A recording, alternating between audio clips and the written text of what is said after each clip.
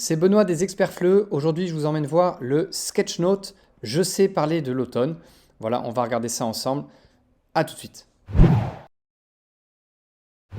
Avant d'aller plus loin, pensez à liker la vidéo et à vous abonner à la chaîne YouTube. On utilise de plus en plus ce canal pour présenter nos ressources parce qu'on pense que c'est un très bon moyen de vous montrer ce qu'on a à proposer avant que vous l'achetiez ou que vous le téléchargez si vous êtes abonné, bien sûr. Alors, si vous suivez les experts depuis longtemps, vous connaissez déjà la série des Sketchnotes. Il y en a tout un paquet.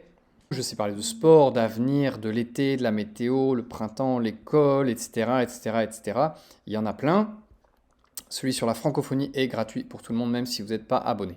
Je prends celui sur l'automne. Je sais parler de l'automne qui vient de sortir. On a choisi de faire les quatre saisons parce qu'on trouvait ça rigolo. Hein, on arrive au bout, c'est-à-dire qu'on va bientôt plus sortir de nouveaux sketchnotes parce qu'on pense qu'on a fait un peu le tour des thématiques intéressantes pour cette gamme. Alors à chaque fois, comment ça se présente?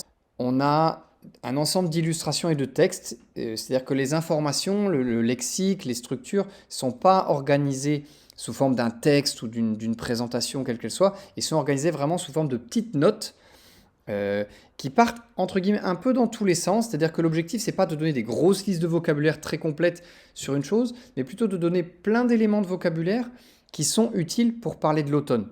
Hein, autant une citrouille que cueillir des pommes, ramasser les feuilles, le nom d'un animal, le hérisson, la cuisine qu'on peut faire pendant l'automne, qu'est-ce qu'on fait pendant le week-end quand il fait froid et quand il pleut, vous voyez, un peu de météo, un peu d'activité, de loisirs. Ici, on a un petit jeu, il faut associer voilà, les dessins et puis les noms. Voilà. Donc, on commence toujours par une activité de découverte, un peu spontanée. Bien sûr, vous pouvez, si vous voulez, la construire un peu plus. On fournit un petit exercice à chaque fois de vrai-faux.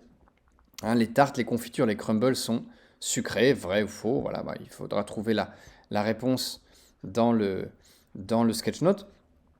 Voilà, et puis ensuite, on a un ensemble de petits dessins comme ça, et l'objectif, c'est de proposer à vos apprenants de créer leur propre sketchnote, quelque chose qui va ressembler à ça, ou être plus libre, hein, ou dans lequel ils vont parler de l'automne, ou vous pouvez leur proposer une thématique plus spécifique, et ils vont pouvoir utiliser ces petits dessins en les découpant, en les collant sur des cartes, ou bien en redessinant leurs propres dessins, en écrivant, en traçant des flèches, en faisant tout ce qu'ils veulent, pour recréer leur propre sketchnote. Voilà.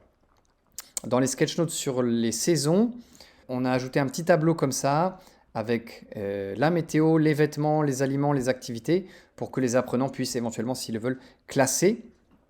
Et puis comme ça, s'ils font les 4 sketchnotes saison, eh ben, ils auront ils pourront comparer éventuellement. Enfin, c'est là où vous pouvez choisir de faire des activités un peu transversales en utilisant plusieurs sketchnotes.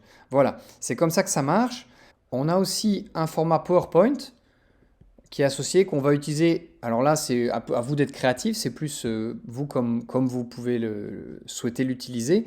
On a à chaque fois sur chaque diapositive 4 dessins, et puis soit vous les utilisez pour réviser un peu de vocabulaire ou de structure, les apprenants doivent dire des choses sur chacune de ces images, de ces dessins, ou faire des phrases en mélangeant plusieurs éléments, comme quand il pleut, je mets mon anorak, par exemple. Quand il neige et qu'il y a du brouillard et qu'il fait froid, j'ai toujours besoin d'avoir une écharpe et du thé. Et dans ces moments-là, j'adore aller sauter dans les tas de feuilles, par exemple. Voilà, vous imaginez tout ce qu'ils peuvent vouloir raconter.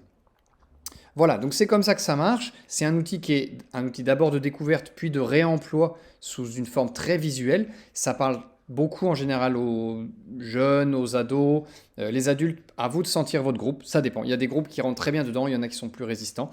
L'important, c'est qu'ils puissent apprendre quelque chose. Voilà, je vous retrouve très bientôt pour de nouvelles ressources. Salut, à bientôt!